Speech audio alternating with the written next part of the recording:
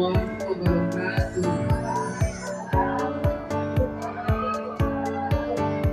Alhamdulillahirabbil alamin. Allahumma shalli ala Muhammad wa ala ali Muhammad.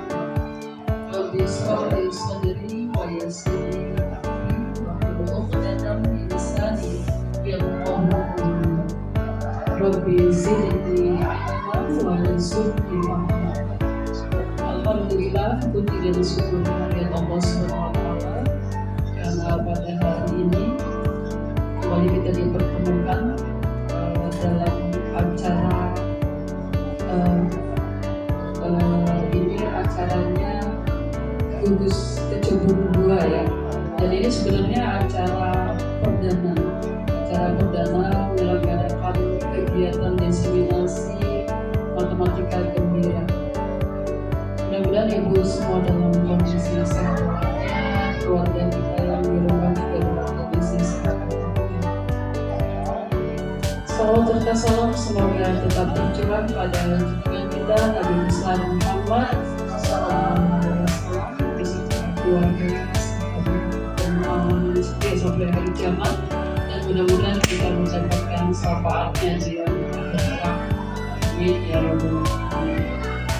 Ya, pertama-tama hari ini saya akan menyampaikan diseminasi matematika gembira. Jadi sebelumnya saya mau minta tolong saya dicakap-cakapin biar saya tambah cakep. Ada ular datang beli. Ular pergi karena seekor naga. Cakep. Matematika memang pelajaran yang sulit, tapi jangan khawatir, sekarang ada matematika gembira. Cakep. Ya, gembira. Apa sih gembira itu? Matematika gembira. Kalau kita berbicara tentang gembira, kira-kira gembira itu apa, ibu-ibu? Menyenangkan. Kalau ibu Pia, kira-kira apa gembira itu? Menurut ibu Pia gimana?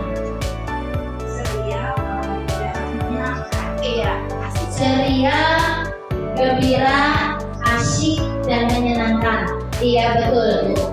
Matematika gembira. Jadi matematika itu pelajaran yang dianggap suatu pelajaran yang sangat menyulitkan buat beberapa anak didik kita ya. Tapi pemerintah ini sudah berupaya membuat pembelajaran yang menyenangkan yang disebut dengan matematika gembira. Jadi kita harus tahu dulu nih, apa sih gembira itu? Benar, gembira itu menyenangkan, bahagia. Tapi sebenarnya gembira itu ibu-ibu siap bergembira? Siap. Kalau siap, saya tanya. Kalau saya tanya, mau apa kita? Jawabannya bergembira. Siap? Yuk, mau apa kita? Bergembira. Iya, bergembira. Sekali lagi, mau apa kita?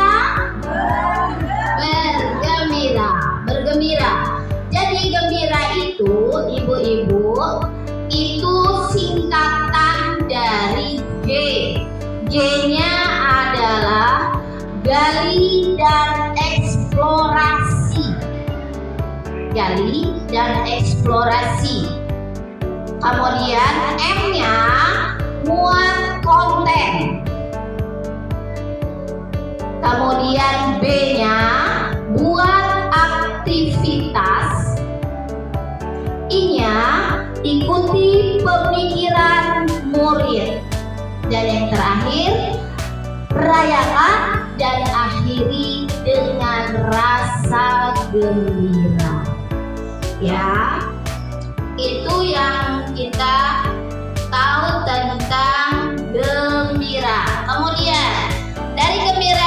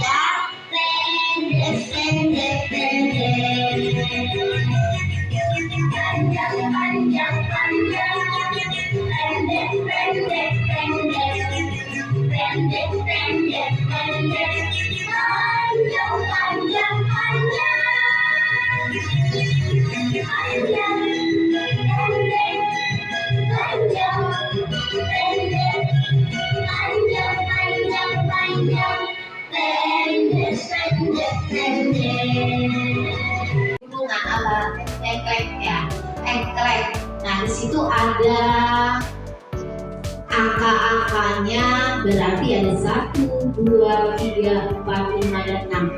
Di situ anak-anak bisa kita ajak keluar aja Bu. Jadi nggak harus di dalam kelas boring anak-anak itu. Kelas 1, kelas 2 ajak keluar main engklek itu. Main engklek, kasih nomor. Itu pasti mereka lebih senang gitu. Seru katanya. Mereka, berarti matematika ini nggak seperti yang saya bayangkan, yang harus angka ketemu angka 4 itu kayak mana. Saya belum tahu Bu. Itu anak kelas 1 masih ada itu. Angka 4 kebalik itu masih ada. Angka 2 jadi S itu juga masih ada. Jadi kalau kita mengajarkan dengan cara permainan dan kita bawa ke alam, anak-anak itu mudah-mudahan akan lebih memahami. Gitu ya. Nah, gali dan eksplorasi. Contoh konteksnya merancang aktivitas pembelajaran yaitu permainan tradisional tadi ya. Engklek tadi, memahami konsep panjang dan ukurannya, pengukurannya melalui permainan yang menarik dan kerjasama. Pastinya itu kan ada kelompok 1 main duluan, kelompok 2 nanti menunggu, seperti itu ya. Seperti kita kalau masih kecil, ibu-ibu ingat pernah bermain engklek? Pernah. Artinya kita sudah tahu bagaimana cara permainannya dan akan kita ajarkan kepada anak-anak. Yang kedua adalah muat konten. M ya, muat konten. Kontennya apa nih? Kalau tadi kita ajak keluar menggunakan permainan engklek, di kelas kita bisa kontennya apa nih? Kontennya mengukur benda yang ada di depannya. Gak usah jauh-jauh. Meja, coba meja kalian diukur menggunakan satuan tidak baku. Apa satuan tidak baku tadi? Jengkal yang lebih mudah. Pasti anak-anak tahu jengkalnya mana. Tunjuk langsung begini mereka. Jengkal. Yuk kita ukur. Coba ukur benda yang ada di depan kalian. Meja belajar. Yuk kita ukur. 1, 2, 3. Pinter. Ya, itu cara mengukur. Artinya setiap apa yang mereka lakukan harus kita beri penyemangat, tepuk tangan. Oke, kalau tidak kita beri pujian. Pinter, iya. Supaya apa? Supaya anak-anak lebih semangat untuk berlatih, untuk belajar dan melakukan kegiatan-kegiatan yang lain. Anak-anak kelas 1 pas ini paling senang kalau dibilang-bilang, dirayu-rayu, dipinter-pinterin itu mereka semakin semangat. Nih, panjang meja, coba sudah itu kita tahu. Apalagi alat ukur yang tidak baku kita gunakan apa? Selain jengkal, kita punya yang namanya, coba kalau tangannya diletakkan apa namanya? Set. Namanya depan. Depan ini nanti kita bisa gunakan untuk mengukur suatu benda juga loh, gitu. Berikan ke anak-anak seperti itu. Bu, tapi gimana caranya? Contohkan sama gurunya. Mengukur panjangnya ruangan 1 lembar dinding, ya berapa depa? Atau terlalu banyak papan tulis? Coba papan tulisnya diukur ada berapa depa? Atau tadi yang ada di depannya tadi sudah pakai jengkal. coba depan menggunakan depan mereka dengan semangat, mereka itu pasti semangat kalau dikasih seperti itu muat konten. Nih, pengukuran dengan alat ukur tidak baku perlu memperhatikan beberapa hal katanya. Seperti apa? Pemilihan alat ukur yang konsisten, misalnya dengan klip kertas. Jadi kalau satu kelompok diberikan klip kertas, maka klip kertas semua. Jangan dibedakan antara kelompok satu dan yang lain. Menggunakan stik es krim itu, nah itu nanti bisa coba disusun ada berapa stik yang digunakan untuk mengukur panjang meja belajar kalian. Seperti itu. Itu cara pengukuran panjang dimulai dari awal titik. Seumpamanya menggunakan maaf ibu minta pinjam saya penanya. Nah, ada kita berikan contoh dengan menggunakan pena. Penanya harus sama. Jangan beda-beda. Kalau beda-beda ukurannya beda. Kalau dia menggunakan stick semua, menggunakan pena yang bermerek Joyko, maka menggunakan Joyko semua. Kita contohkan ke anak-anak semuanya. Nih, dari pojok ya nak, dari pinggir, anak harus tahu sudutnya yang mana. Kita kasih tahu dulu, yang di sudut ini yang di pojokan ini namanya sudut. Kita tahu dulu di sini. Kemudian jangan renggang ya nak, harus nempel. Katakan ke anak-anak seperti itu. Nah, kemudian sampai berapa ini? Gak boleh mencok. Kalau mencok, dia hasilnya nggak sama juga. Jadi harus lurus dan harus rata. Itu cara memberikan ke anak-anak. Terima kasih ibu pennya. Perlu ada penekanan ya mengenai pentingnya konsisten, yaitu tadi dari ujung ya nak, pokoknya gitu. Berikutnya, terus mengapa hasil pengukurannya berbeda? Ya, kenapa bu kira-kira?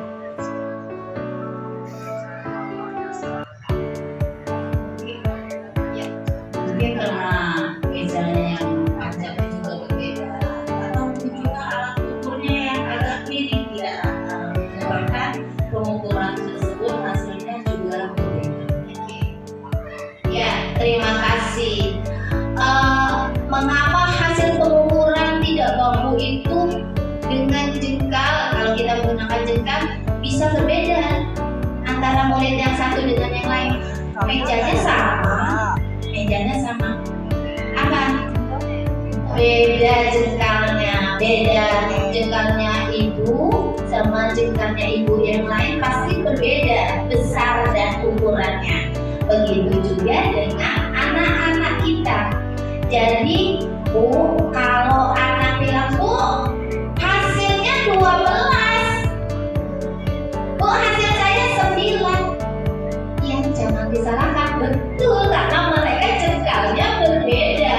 Kelompok 1, kelompok 2, kelompok 3. Oh, kelompok saya kok cuma 9. Coba bilang lagi, biar mereka sampai mereka oh iya ternyata jengkal saya beda ya. Coba kamu yang ngukur, oh iya punya saya 12. Coba gini, oh iya ternyata alat ukurnya yang tidak sama. Itu maka alat ukur yang tidak baku akan menghasilkan hasil yang tidak sama karena alat ukur yang berbeda. Buat aktivitas tadi menjelajah ukur, murid berkeliling kelas mengambil berbagai benda di dalam kelas, bisa itu. Kemudian setiap kelompok memilih menggunakan satu jenis alat ukur secara konsisten.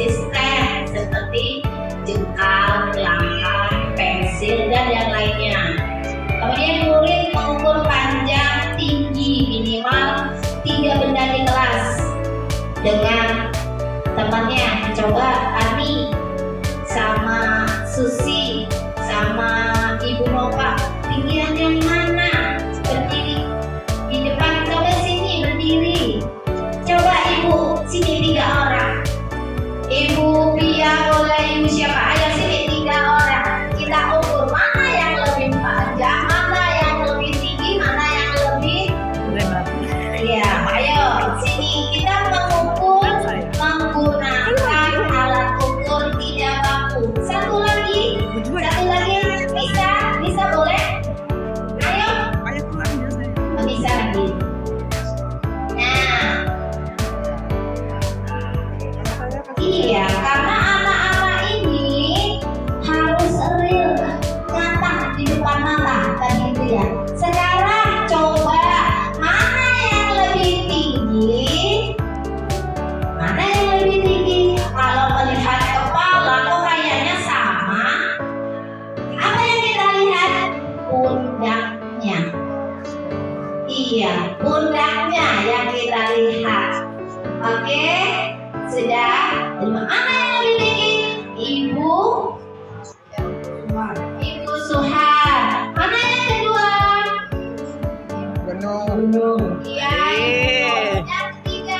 Ibu Pia. Ibu Pia. Oke, terima kasih, tepuk tangan buat ibu-ibu semua. Oke. Berikutnya, nih ikuti pemikiran murid ini tadi. Ikuti pemikiran murid. Jadi murid itu jangan pernah dibilang salah. Tujuannya murid dapat mengukur benda di dalam kelas dengan satuan tidak baku, membandingkan hasil antara kelompok. Tadi kelompoknya kelompok 1, kelompok 2, dan kelompok yang lain hasilnya berbeda, tapi mereka harus tahu. Mereka kita ajarkan, kok beda? Iya Bu, karena kan jengkal saya nih. Kalau Ibu nggak percaya, kita ikuti apa ini dia. Itu pikiran murid. Apa Ibu memiliki strategi atau umpan balik untuk menghindari kesalahpahaman murid mengenai aktivitas pengukuran? Gimana nih? Ada nggak strategi atau cara Bapak Ibu untuk meningkatkan pemahaman murid supaya anak paham tentang pengukuran? Siapa nih kira-kira yang belum jawab?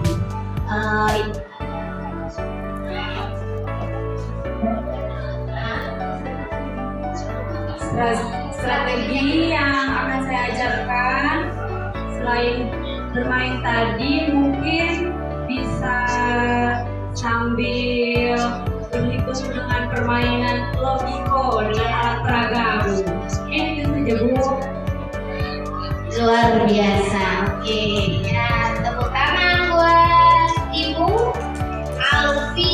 Ya, katanya selain dengan cara bermain, anak-anak bisa diajak menggunakan alat peraga yang lain. Kalau kita mengukur panjang, kita bisa menggunakan ukur lebarnya daun yang ada di taman. Itu anak-anak juga bisa diajak seperti itu. Ya, kita sudah merayakannya dan mengakhiri. Ternyata matematika itu ternyata menyenangkan. Ya, itu artinya permainan tradisional bisa kita gunakan untuk pelajaran matematika di kelas rendah. Refleksi. Selamat Bapak Ibu telah menyelesaikan pelajaran hari ini. Saatnya merayakan capaian ini dan menghargai usaha, komitmen, serta aktivitas yang telah diberikan. Mari saling menginspirasi melalui berbagai pertanyaan refleksi. Saya akan memberikan pertanyaan. Perubahan dan pemahaman.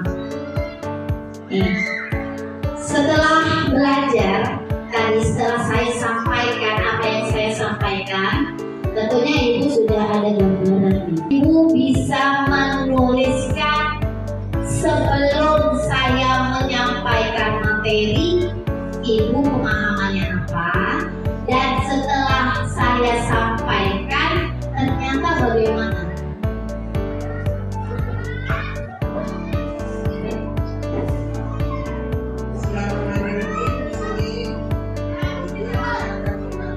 Sebelum saya mengikuti pelatihan hari ini, saya merasakan amat kurang terasa atau menikmati dalam pelajaran khususnya matematika. Setelah saya mengikuti pelatihan materi ini, saya yakin anak-anak akan merasa senang atau menyenangkan. Dan pasti lebih bersemangat dalam mengikuti pelajaran matematika karena di sini ada buku matematika gembira. Jadi matematika itu tidak momok bagi anak. Nah, dari itu sesuai dengan materinya adalah matematika gembira. Begitu saya rasa demikian. Waalaikumsalam warahmatullahi wabarakatuh. Wow. Tepuk tangan buat Ibu Jo. Lagi satu lagi ya. Siapa nih?